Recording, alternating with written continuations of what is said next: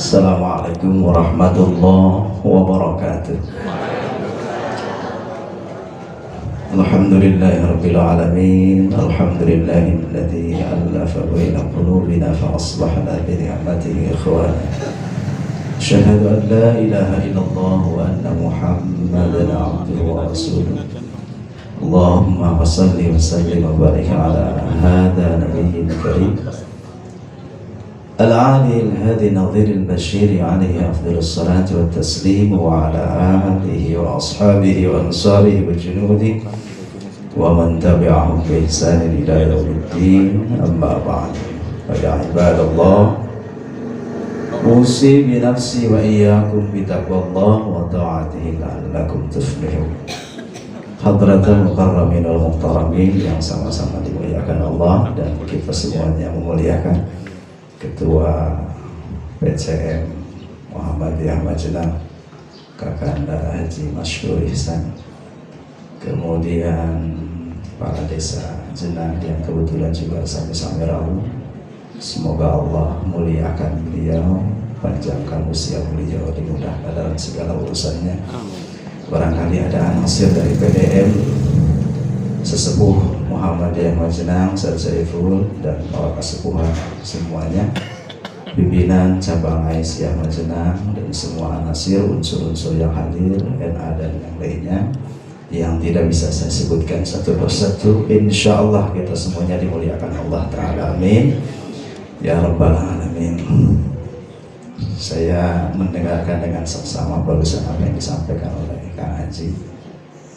Rasanya sudah semuanya tersampaikan. Terus mau apa lagi? Saya sendiri bingung ini mau ngomong apa lagi. Tapi Bapak Ibu jamaah semuanya, saya merasakan beberapa waktu ini ketika kita semuanya bersama-sama berkumpul dalam jamaah yang kita cintai ini di Muhammadiyah, ada satu rasa, ada satu kenikmatan yang barangkali tidak akan didapatkan dalam komunitas atau jamaah yang lain. Ada spirit yang berbeda dengan apa yang saya temukan dalam didikan-didikan terdahulu, bahwa salah satu doktrin yang kuat di Muhammadiyah itu banyak amal, banyak kerja, bukan banyak teori, bukan banyak apa lagi ilmu semata-mata, tetapi ilmu yang diperoleh, teori yang dicari mesti harus selalu langsung dipraktekkan. Ini yang saya suka, karena teori agama pun demikian Bapak Ibu, yang seperti kita ketahui di dalam Al-Quran, dalam hadis, atau dalam perkataan makalah para ulama salaf dahulu, bahwa seharusnya setiap yang diketahui itu langsung membuahkan amal. Seharusnya setiap apa yang ada dasar ilmunya itu harus melahirkan amal. Seperti pentingnya amal itu berdasarkan ilmu dan pengetahuan. Dua-duanya adalah satu hal yang tak bisa dipisahkan. Ilmu yang kita cari sesederhana apapun mesti harus melahirkan amal. Produktivitas amal itu harus berbanding lurus dengan ilmu. Jadi ilmu melahirkan amal, karena ilmu yang tak melahirkan amal itulah yang mal'un. Apa? Mal'un. Mal'un itu apa? Terlaknat, gitu ya. Ilmu yang tidak melahirkan kebaikan itulah ilmu yang mal'un, terlaknat. Dan penting juga kita memperhatikan bahwa amal kita itu mesti berkesesuaian dengan ilmu. Karena amal yang tidak berbasis berdasar kepada ilmu tentu saja adalah mahjub, terhalang, tertolak. Kullu amalin, setiap amal yang tidak didasarkan kepada ilmu pengetahuan, dasar kalau dalam agama hujjah, dalil, argumentasi, maka itu tertolak. Maka dua-duanya penting. antara ilmu dengan amal itu sesuatu yang tidak bisa dinafikan. Dalam pencarian ilmu dan pengetahuan, itulah tempatnya majelis ilmu, pengajian.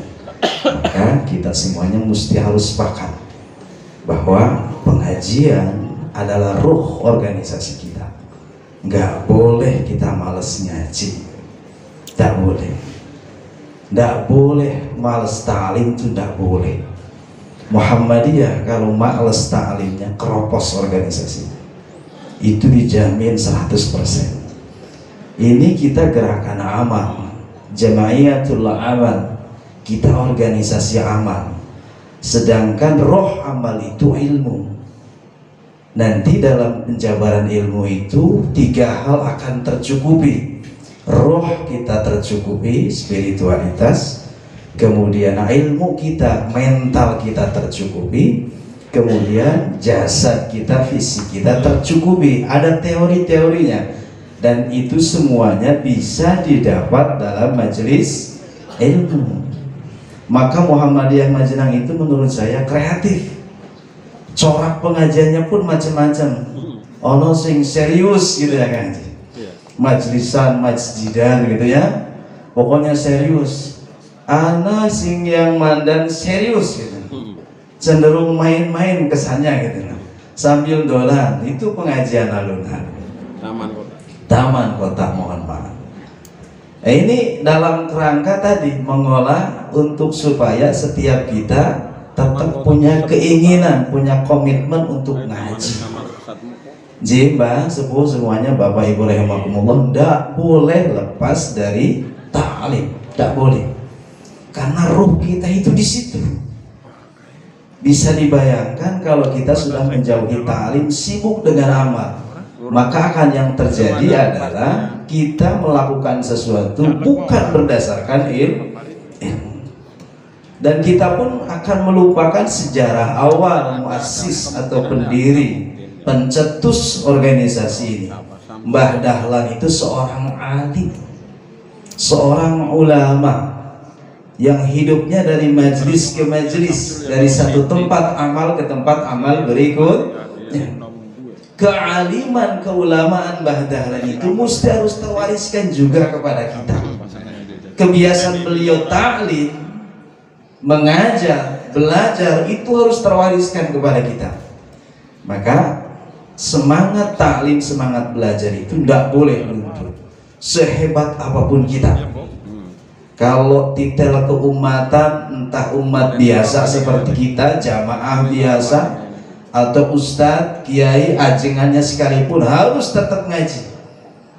Atau yang berbasis akademis, mau saya S1, S2, S3 atau siapapun. Atau dalam konteks kejamiahannya, ada yang diurus, ada yang pengurus. Itu semuanya mesti kita harus kompak ngaji. Nggak boleh lepas ngaji.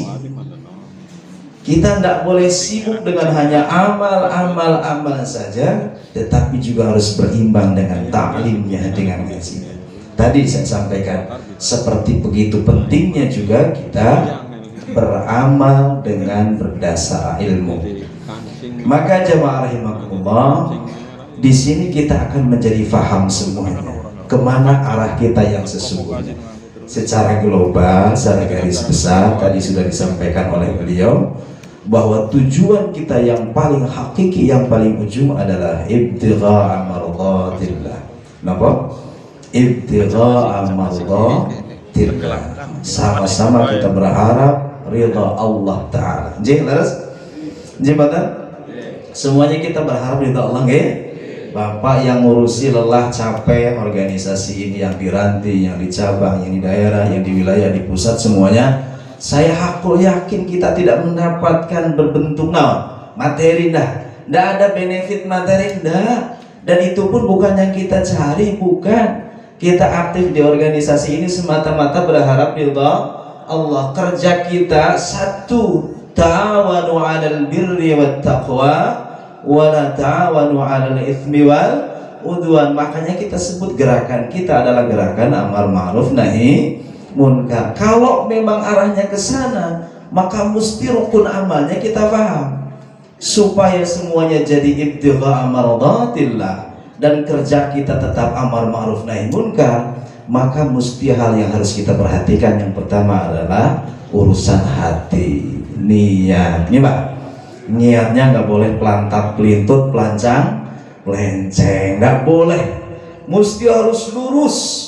Makanya saya sering sampaikan, nggak ada beda sebenarnya menjadi yang diurus atau yang jadi pengurus, nggak ada beda. Nggak boleh turun semangat gara-gara saya tidak diangkat pengurus misalnya.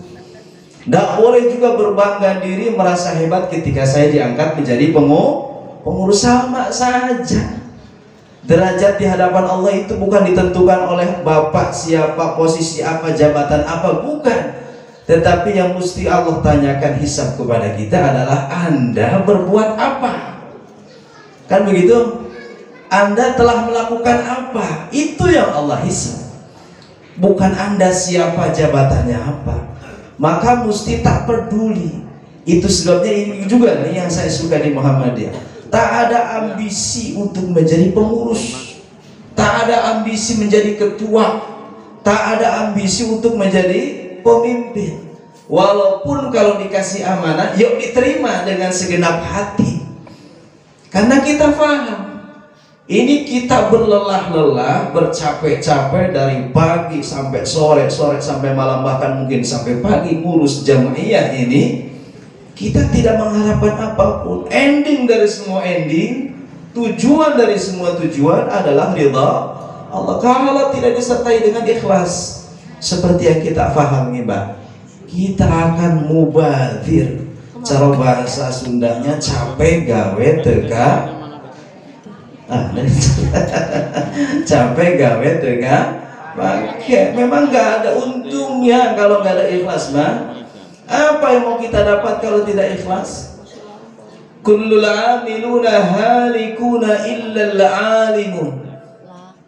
Kata orang sana, setiap orang yang beramal itu hancur, lebur, binasa, tak mendapatkan apapun kecuali orang yang berilmu. Amalnya berdasarkan ilmu.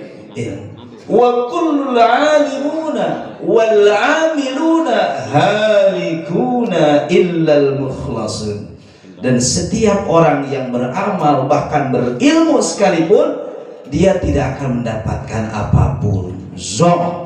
Nol, nonsen di hadapan Allah Ta'ala, kecuali mereka orang-orang yang ikhlas.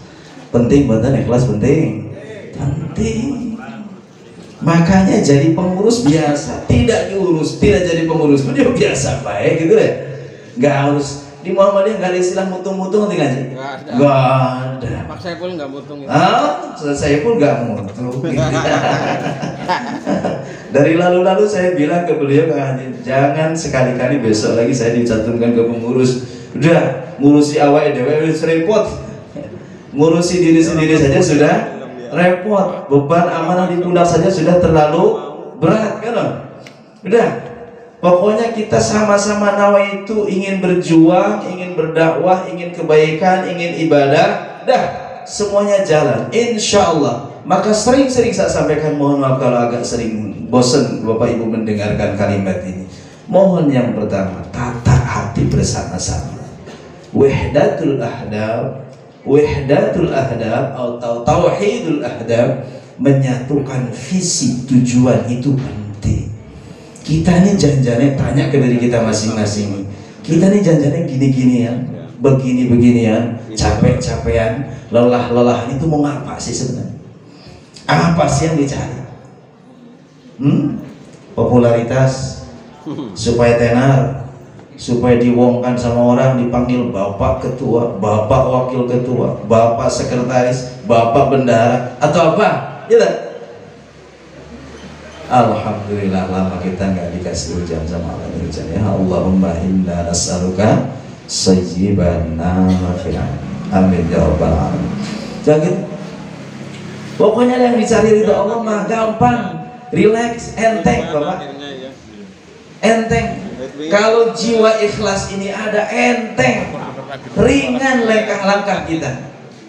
Nanti kita akan fokus dengan tujuan, kita akan fokus karena kita tahu amal itu mesti ikhlas, maka tak ada lagi embel-embel apapun dalam diri. Dalam kerjanya nanti, kinerjanya nanti, urusan orang mau ngasih apresiasi, urusan orang mau nyaci, urusan orang mau muji, urusan orang mau sinis, dengan amal kita nggak ada urusan, nggak ada masalah. Gimana? Ya lah. Begitu. Ibu Ranting Aisyah Jenang Utara hebat, biasa saja. Ketua Ranting Jenang Utara hebat, Kang Ion, itu biasa aja, nggak ada ngaruh-ngaruhnya. Seperti ketika kita di sini si orang pun biasa aja. Wong saya amal buat bukan untuk jenengan, bukan untuk mulut jenengan, bukan. Saya beramal itu untuk kebaikan saya. Andai ada kebaikan, kelebihan apa yang saya lakukan, semata-mata itu semuanya adalah libtigha'i mardatillah, mengharapkan ridha Allah. Sepakat nih Pak ya? Mesti kita harus dandani, mesti kita harus banyak-banyak introspeksi, harus selalu diawasi hati ini. Kalau bukan kita atas hati kita, lalu siapa lagi yang akan mengontrol semuanya? Pak Kades sama, semua kita harus mengontrol diri sendiri supaya kita nggak terdir, nggak mubadir. Lelah kita tadi sudah dibilang jadi lillah. Lillah itu ya makna lain daripada ikhlas itu sendiri. Maka wahdatul ahdaf, menyatukan tujuan itu sangat-sangat penting. Quran berkali-kali berulang-ulang kita baca ayatnya sampai hafal dari mulai MI dulu, bahwa tujuan sebenar-benar hakikat yang hakikat dari tujuan hidup kita adalah liya'budun, untuk ibadah semata lah, nggak ada yang lain-lain. Saya sering sampaikan, mohon maaf saya kutip salah satu makalah perkataan ulama, nopo ibadah, apa ibadah itu? Jawabannya adalah sebagaimana yang kita sepakati. Ibadah itu apa? Ismun, suatu nama. Likulli jama'in ma yuhibbuhullah wa yarallah. Untuk segala apapun yang Allah cinta, Allah suka, bernilai baik di hadapan manusia, itu semuanya ibadah. Maka lakukan apapun yang Allah suka, lakukan apapun yang Allah cinta. Begitu. Kekurangan kita hadirin rahimakumullah, seringkali antara teori ilmu yang kita miliki tidak berbanding lurus dengan amal. Itu toh problemnya. Jelas? Apa yang kita ketahui itu tidak selalu berbanding lurus dengan amal. Ini mohon maaf Mbak, Ibu, Bapak rahimakumullah, bukan saya yang terbaik, enggak sama sekali. Wallahi, saya bukan siapa-siapa. Tapi ingin saya katakan, mari kita bersama-sama. Konon katanya kan orang itu ada beberapa tipologinya, tipikalnya. Ada orang yang tahu dan dia sadar tahu. Dia berilmu, tahu dirinya berilmu, dan sadar dirinya berilmu, maka dia mengamalkan. Ya toh? Ada orang yang tahu tapi dia tidak tahu bahwa sebenarnya dirinya tahu. Orang ini akan kecenderungannya dua. Salah satunya adalah pura-pura tidak tahu. Nah, bahaya orang kayak gini. Bahaya betul. Bahaya. Pura-pura tidak tahu itu kan bahaya banget. Sebenarnya tahu tapi dia pura-pura tidak tahu. Rajulun yadri wa yadri annahu yadri. Satu, rajulun yadri wa la yadri annahu yadri. Pura-pura tidak tahu itu nggak baik sama sekali. Ya, Bob di sini banyak makam kita, ge. Laras betul. Siapa yang tidak paham fadilahnya tahajud? Siapa? Gak ada. Semua kita paham fadilah tahajud. Siapa di antara kita yang tak faham keharusan amal itu harus ikhlas? Siapa? Gak ada. Semua kita tahu yang namanya amal itu ya mesti ikhlas. Tapi kan seringkali ada godaan sana sini. Dari dalam diri namanya nafsu, dari luar namanya syaitan. Itu yang menghancurkan ikhlas kita. Ya tak? Maka amal kita jadi rusak. Sebenarnya tahu amal itu mesti ikhlas, tapi kenyataannya beramal dengan ikhlas itu begitu susahnya. Ini namanya apa? Rajulun yadri wala yadri annahu yadri. Yang ketiga tipologi orang itu, kata orang sana, Al-Khalil bin Ahmad, apa kata dia? rajulun la yadri wa yadri annahu la yadri. Ada orang tak tahu, tak faham, dan dia sadar bahwa dirinya tidak tahu. Orang bodoh tapi tahu dirinya bodoh, merasa dirinya bodoh. Baik enggak ini kayak gini tuh? Baik enggak? Dijawab baik, kurang baik genah bodohnya kan. Disebut jelek, sadar diri itu ternyata baik gitu ya. Mandan baiklah, masih ada kemungkinan ini orang bisa menjadi orang baik. Mbak, Ibu, Bapak, halo. Minimal kita di sini nih. Saya ulangi lagi, minimal kita di sini.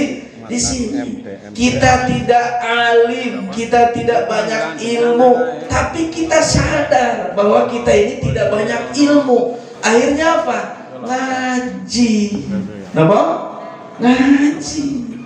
Ya, nggak sombong, nggak jumawa, nggak merasa.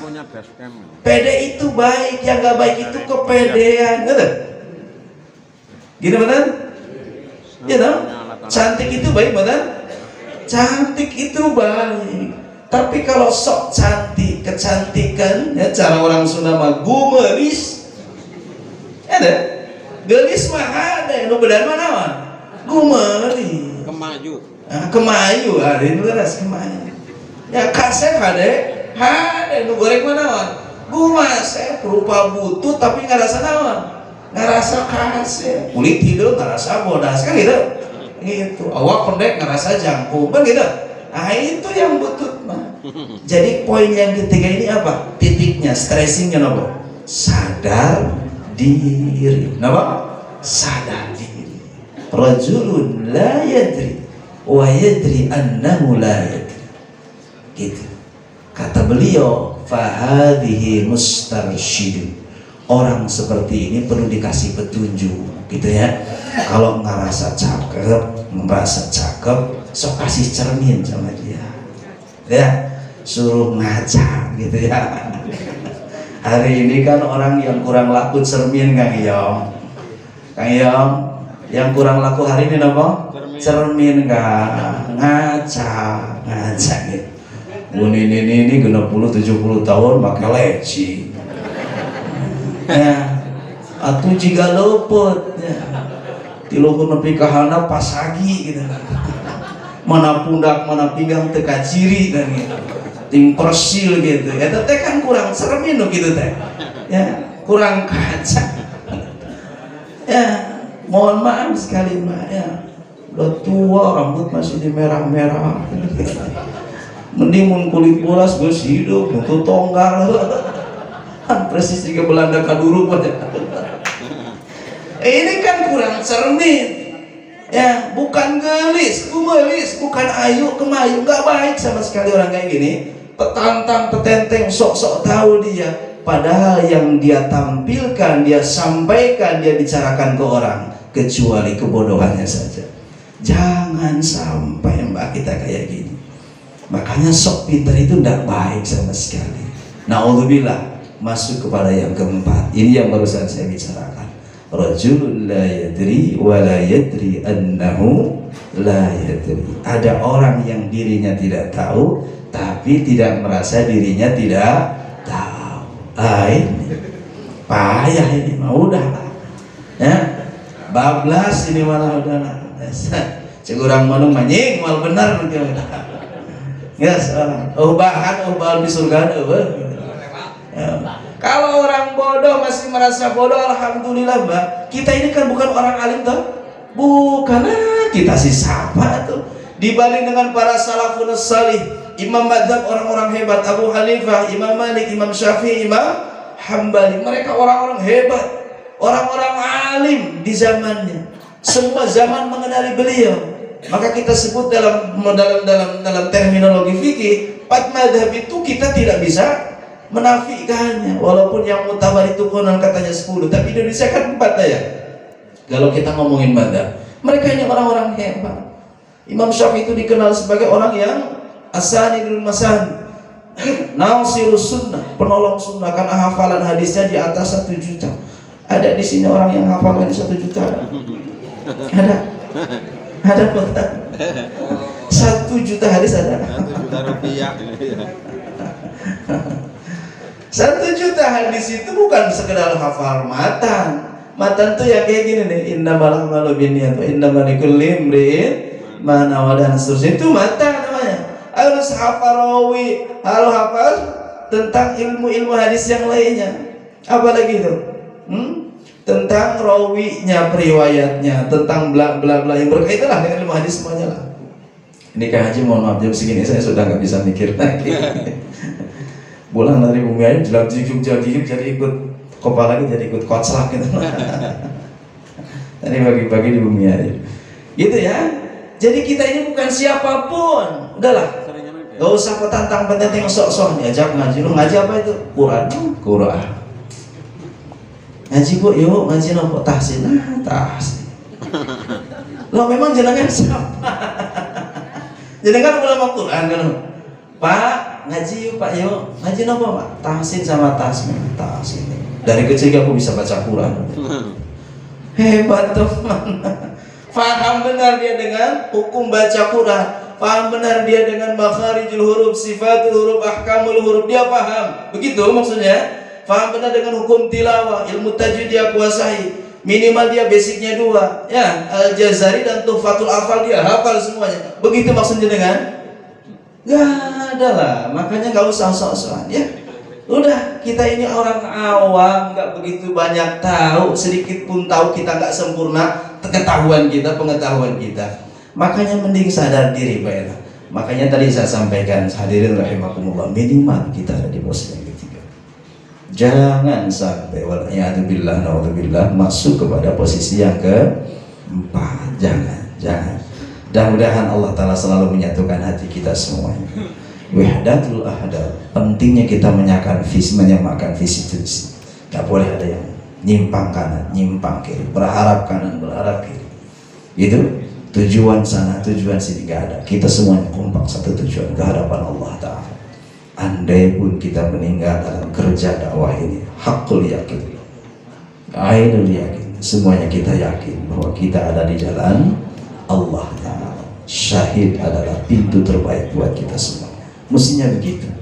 Karenanya godaan apapun, keinginan apapun, syahwat nunjukin apapun dalam kerja dakwah kita nggak boleh memalingkan hati kita dari mana? Dari Allah Subhanahu wa Ta'ala. Yang kedua tentu saja wahdatul amal. Karena niat kita satu, tujuan kita satu, maka amal kita mesti harus satu ya. Komandonya ada di pimpinan kita. Pimpinan merujuk kepada ada ART-nya, kan begitu dalam organisasi G. Maka koordinasi kita mesti jadi. Ini bukan sekedar koordinasi lagi karena kita sudah terbiasa berorganisasi. Hal yang seperti ini adalah bentuk konsolidasi kita, menyatukan visi, menyatukan potensi, menyatukan kemampuan. Kita ini sadar karena kita merasa saya kalau sendirian nggak mampu, maka Kang Haji ada wakil ketua, gitu kan? Istilahnya sekarang apa? Ketua 1 sampai 7. Ketua 1 sampai 7 bahkan. Kalau beliau sombong merasa mampu sendiri, nggak usah ada waka-waka begitu, ya tak? Ranting, ketua ranting ada wakilnya, ada sekretaris, ada bendahara, kepala bagian dan seterusnya. Itu dalam rangka menyadarkan diri kita bahwa kita ini bukan siapa. Kita tidak sedang sombong. Makanya amal jamaah itu salah satu amal jamaah itu nih, amal bersama. Berorganisasi itu adalah bentuk amal jamaah. Bahasa kitanya kerja kolektif, kerja bareng-bareng, bekerja. Supaya kita belajar ikhlas. Kalau kita sudah ngumpul ini kan potensi kita beda-beda nih Pak ya. Ada yang ahli baca Quran, nih di sini ada Ustaz Adam, ada Ustaz Rafi itu kan. Ada yang paham tentang apa? Hukum syariah. Nah ini Ustaz Papa mana? Putranya Ustaz Saiful mana? Nah itu dah. Menyatukan potensi. Ada yang ahli organisasi. Organisasi pun macam-macam. Ada yang ahli manajemen dan bla bla bla lainnya. Semua kelebihan-kelebihan tadi, potensi-potensi tadi diikat dalam satu tujuan. Ingat? Enak kan? Enak panggil. Tapi kalau kita bekerja sendirian, beramal sendirian, kemampuan kita terbatas. Bisa jadi dia ahli tafsir tapi tak faham begitu dengan ilmu hadis. Faham Quran hadis, ilmu tafsir, ilmu Al-Quran dia paham, tapi belum tentu dia mendalam dalam urusan fikih. Kan begitu?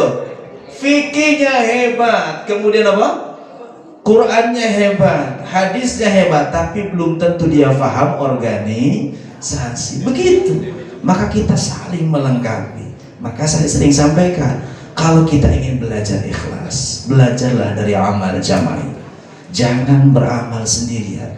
Dan saya sering kali ungkapkan ibu bapak rahimahumullah, Islam itu adalah satu-satunya agama barangkali yang ketika mengkhitabkan, memerintahkan satu amal selalu dengan sigat jama'i, dengan sigat jama'. Lihat, perintah Allah di dalam Al-Quran mesti kalimatnya jama'.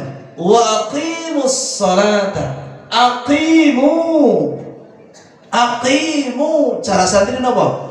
Jama', mudzakkar, salim. Jama', sigatnya itu jama'. Dirikanlah oleh kalian, bukan oleh kamu, bukan.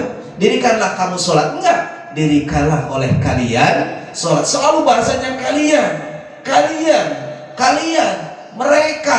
Bahkan Allah yang maha wahid, Allah yang sifatnya wahdaniyah, dia menyebut dirinya nahnu. Ya tak? Ini mengajarkan kepada kita tentang ketidakboleh sombongan. Nggak boleh.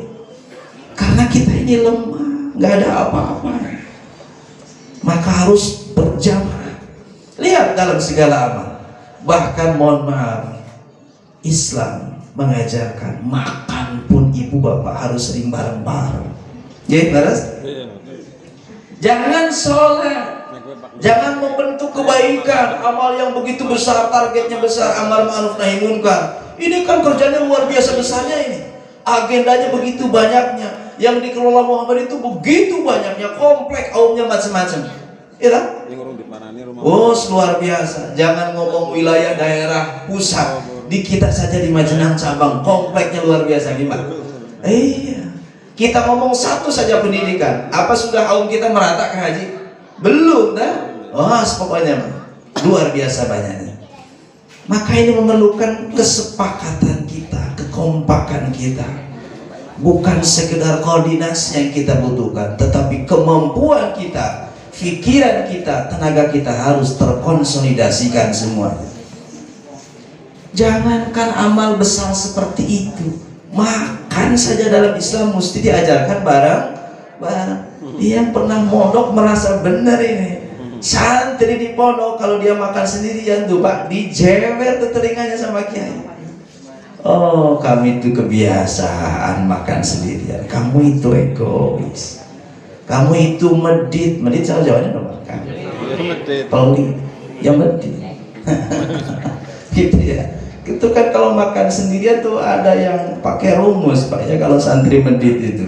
Piring di atas tangan, bawahnya ikan gurame, tampan di atas. Jadi makannya dua level, atas satu, bawah satu. Kan santri medit. Makanya nggak dianjurkan, nggak diajarkan di pondok itu makan sendiri, ndak. Makan itu mesti rame-rame, berjamaah. Lah kalau makan saja berjamaah, apalagi kerja-kerja besar seperti ini. Makanya perintah tentang berjamaah dalam sholat itu, sebahagian ulama, hampir ijma di kalangan ulama, itu fardu berjamaah. Ya kan? Fardu. Imam Syafi'i lebih menolong kita lah nih, yang kira-kira kita ini agak kurang rajin ke masjid, agak ketolong nih sama ijtihad beliau. Imam Syafi'i itu dah, kata beliau bukan wajib tapi sunnah muakkad. Ini perintahnya sama kan? Merujuknya kepada hadis yang sama, argumennya sama. Apa kata Nabi Sallallahu Alaihi Wasallam? Setiap orang yang berdekatan dengan masjid, orang yang bertetangga dengan masjid, maka tak sholatnya itu bila tidak di masjid. Tidaknya ini kan tanda tanya, menjadi khilaf di kalangan para ulama. Ada yang mengatakan tidaknya itu memang tidak sah, ada yang mengatakan tidaknya itu tidak sempurna. Ini kita kebeda sama mazhab Syafi'i ini. Kata mazhab Syafi'i apa? La-nya itu bukan la, tidak, pengertian tidak sah. Anna laisa la sah. Itu bukan tidak sah, tetapi laisa stigma, tak sempurna. Jadi kita Kita ini kalau bertetangga dengan masjid ini rumah saya, ini Al Hidayah. Ini kalau nggak ke masjid nih, kalau kita ngikut pendapatnya ijma ulama, saya nggak ke masjid itu nggak sah salat saya. Nah, apa maknanya? Saking-sakingnya kita harus selalu berjamaah. Kan begitu. Hadisnya sama tuh nih, Pak. La salata li jaril masjidi illa fil masjid. La salata. Ulama mengatakan kebanyakan tidak sah salatnya memang. Termasuk di sana ada Maliki, ada Hambaliyul Madhab. Kita ini agak ketolong dikit memang sama beliau. Ijtihadnya para ulama Syafi'iyah tak sempurna. Makanya sholat kita diperintahkan berjamaah itu supaya kebaikan lain kita biasakan berjamaah. Kalau sudah berjamaah banyak manfaatnya, Pak G. Kita jadi ikhlas, belajar ikhlas. Yang kedua, kita bisa tahu tentang siapa diri kita yang sebenarnya. Kita tahu kelemahan kita, kita tahu kekurangan kita. Itu kalau terbiasa, nopo cara Jawanya, semrawung, ngumpul-ngumpul, kita jadi tahu tentang kelebihan dan kekurangan kita. Tapi kalau amalnya selalu sendirian, sendiri, begitu lah. Itu yang tadi ujung-ujungnya merasa paling bisa, paling hebat, paling pintar, paling ahli. Naik fisik paling cakep, kan begitu? Nah, ini bahaya. Makanya selalulah jaga soliditas kita, kebersamaan kita dalam amal jamaah ini. Satu, arahkan senantiasa hati kita bersama-sama kepada Allah. Tujuan kita hanya ridha Allah saja. Yang kedua, samakan kerja kita, samakan lelah kita, kan begitu? Samakan amal kita. Nanti yang ketiga, kita akan sama-sama sampai kepada tujuan. Kalau amalnya sama, insya Allah tempat kembalinya pun sama. Disinilah seninya, ngatur tentang hati, ngatur tentang lisan, ngatur tentang perbuatan. Dalam amal jamaah itu kan banyak riaknya, gimana? Banyak riaknya, banyak dinamikanya, kan gitu. Nah, ini dinikmati saja. Ketua A menyepakati begini, ketua B menyepakati begini, berbeda-beda. Ya wajar, biasa saja lah, happy saja lah. Yang penting mah kalau sudah diputuskan ketok palu, inilah keputusan jamaah, inilah keputusan organisasi, maka tak ada pilihan bagi kita kecuali sami'na wa ata'na.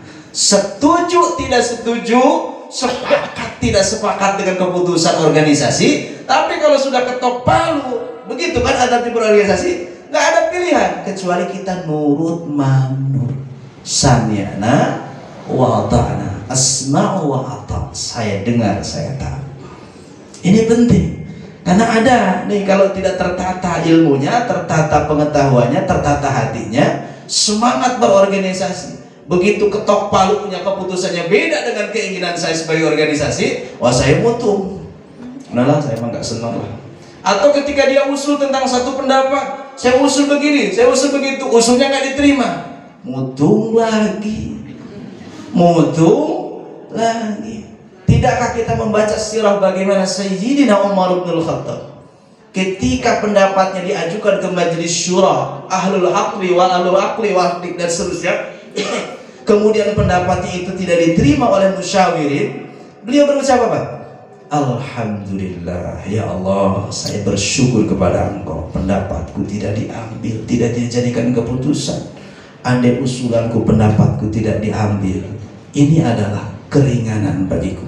Bayangkan ketika pendapatku diambil, diputuskan, aku harus mempertanggungjawabkannya nanti di sana. Kan begitu. Saya usul ke Kang Haji, sama-sama pengurus cabang misalkan, kemudian usulan saya tidak diterima. Mestinya saya katakan, alhamdulillah ya Allah, andai usulan saya diterima oleh beliau, diterima oleh musyawirin, orang yang musyawarah di situ untuk menentukan satu kebijakan, berarti nanti saya harus berhadapan dengan siapa?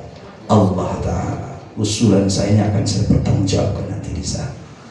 Nah, ini lagi-lagi memang kebiasaan kita ini agak beda-beda dengan orang-orang dulu aja. Esek itu nama angel. Susah kita nih nyamain orang terdahulu. Jadi mohon maaf nih Pak, kalau dikatakan generasi Islam, generasi emas terbaik itu di zaman Nabi, memang begitu nyatanya. Nah begitu orang-orang dulu kan berdoa, Umar berdoa, Sayyidina Umar berdoa, kemudian tidak juga kunjung diijabah sama Allah. Beliau apa yang terjadi? Beliau apa yang terjadi? Dia bersuka cita, senang. Alhamdulillah ya Allah, andai doa saya kau ijabahi, saya mandan takut, saya khawatir jangan-jangan bagian umat di akhirat sudah habis semua dipakai di dunia. Begitu? Bapak begitu? Ibu begitu? Wah, kita ini 2-3 kali minta hal yang sama nggak dikasihkan mutu, doanya jadi kurang semangat. Nah inilah, jadi pentingnya kita memahami agama dengan baik supaya amal kita terjaga, hati kita terjaga. Insya Allah ketika tiga-tiganya ini kita selalu saling ingatkan, saling nasihatkan bahwa kita punya tujuan yang sama, maka mesti punya niat yang sama, mesti punya amal yang sama. Insya Allah pada akhirnya nanti kita akan sampai kepada tujuan yang sama pula. Apa tujuan kita Pak? Tadi maradatillah, ya kan? Tempat orang yang diridhoi Allah di mana? Surga, jannatun. Nah, makanya doa yang paling akhir dari kita semua, mudah-mudahan Allah satukan hati kita dalam kebaikan, Allah selalu himpun kita dalam kebaikan, dan Allah sampaikan kita pula kepada kebaikan. Allahumma alif baina qulubina wajma bainana fi khair wa tammim lana fi khair innaka ala kulli syai'in qadir. Ada yang sudah hafal mudah? Kalau tidak kita baca bareng-bareng. Allahumma alif baina qulubina. Allahumma alif baina qulubina. Alif baina qulubina wajma bainana fi khair wa tammim lana fi khair innaka ala kulli syai'in qadir.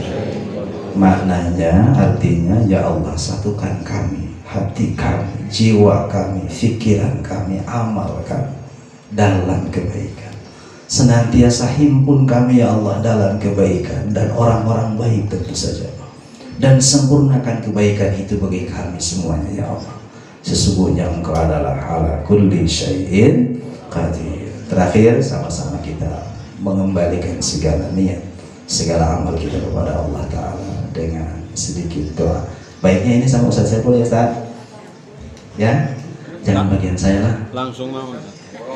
Bismillahirrahmanirrahim. Allahumma sholli ala Muhammad wa ala alihi wa ashabihi ansarihi ajma'in. Alhamdulillah ya Allah ala kulli hal wa ala kulli ni'am. Nastaghfiruka wa natubu ilaik. Rabbana 'alaika tawakkalna wa ilaika anabna wa ilaika al-masir. Anta waliyuna fid dini wa dunya wal akhirah. Anta waliyuna fid dini wa dunya wal akhirah. Anta waliyuna fid dini wa dunya wal akhirah. Tawaffana musliman wa alhiqna bis salihin. Tawaffana musliman wa alhiqna bis salihin. Tawaffana musliman wa alhiqna bis salihin. Allahumma arina al-haqqa haqqa warzuqna ittiba'ahu wa arina al-batila batila warzuqna ijtinabah. Allahumma a'inna ala dhikrika wa syukrika wa husni ibadatik. Allahumma inna nas'aluka al-huda wat-tuqa wal-'afafa wal-ghina. Allahumma inna nas'aluka al-huda wat-tuqa wal-'afafa wal-ghina. Ilaha ilaha kulli syai', Rabbuna wa Rabbu kulli syai', la tad'a lana dhanban illa ghafartah, wa la hamman illa farajtahu, wa la daynan illa qadaytahu, wa la 'aduwwan illa ihtadahu, wa la 'aiban illa satartahu, wa la mu'assiran illa yassartahu, wa la hajatan min hawaijid dunya wal akhirati illa qadaytaha. Allahumma ya qadi al-hajat, Allahumma ya qadi al-hajat, Allahumma ya qadi ad-dayn, اقضي حاجتنا قضي بيننا وبيننا من الفقر. ربنا آتنا من لدنك رحمة هيئ لنا من أمرنا رشدا. ربنا اجعلنا وأولادنا وتلاميذنا وتلاميذتنا من عبادك الصالحين الصالحات من الفائزين الفائزات في الدين والدنيا والآخرة. واجعلنا من أهل الخير، واجعلنا من أهل القرآن، واجعلنا من أهل التقى، ولا تجعلنا من أهل الضير إنك على كل شيء قدير. ربنا اغفر لنا ذنوبنا ولوالدينا وارحمهم كما ربونا صغارا، ولجميع المسلمين والمسلمات والمؤمنين والمؤمنات. ربنا آتنا في الدنيا حسنة وفي الآخرة حسنة وقنا عذاب النار وادخلنا الجنة مع الأبرار يا عزيز يا غفار يا رب العالمين. وصلى الله على نبينا محمد عبدك نبيك رسولك النبي الأمي وعلى آله وصحبه وسلم تسليما كثيرا. سبحان ربك رب العزة عما يصفون سلام على المرسلين وآخر دعوانا أن الحمد لله رب العالمين. ثم السلام عليكم ورحمة الله وبركاته.